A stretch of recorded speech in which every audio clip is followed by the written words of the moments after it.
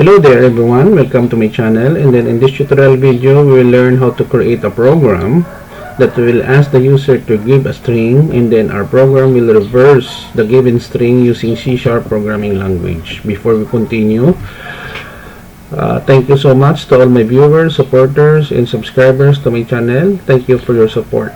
So let's get started. So here I'm using Visual C# 2010 Express Edition in writing this application. So it is already generated here, then a reverse underscore string namespace, and then we have here declaration of static class string helper, public static string reverse string, a method in C# string str, a passing parameter, and then char array declaration here. Whatever string that is being passed here, it will convert into character array, and then there is a function in C# that is called reverse array, and then it will return the new array that is already reversed. And then we are closing in our main function here.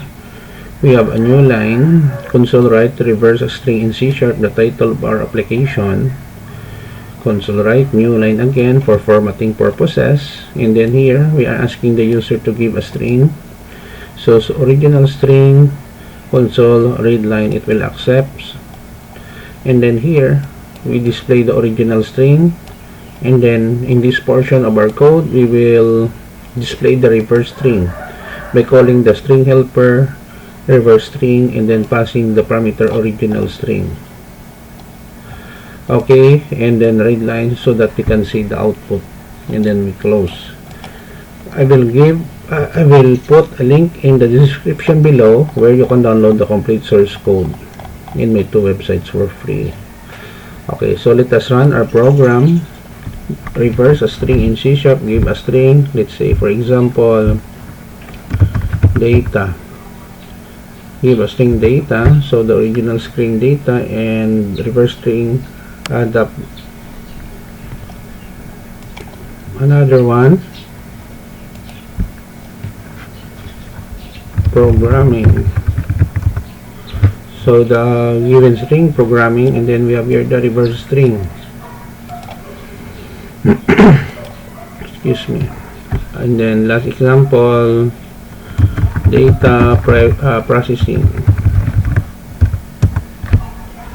So we have here the original string, data processing, and then the reverse string. Okay, so this is the end of our tutorial video, guys, on how to reverse a string in C# programming language. I hope that you find my video useful. Thank you very much for watching, guys. I will put a link in the description below where you can download the complete source code for free. If you have some questions, clarification, leave a comment in the comment section of this video. Before we end, don't forget to like, share, and please support my channel if you are new by clicking the subscribe button. See you in the next video tutorial, guys. This is your friend Jake saying bye bye for now.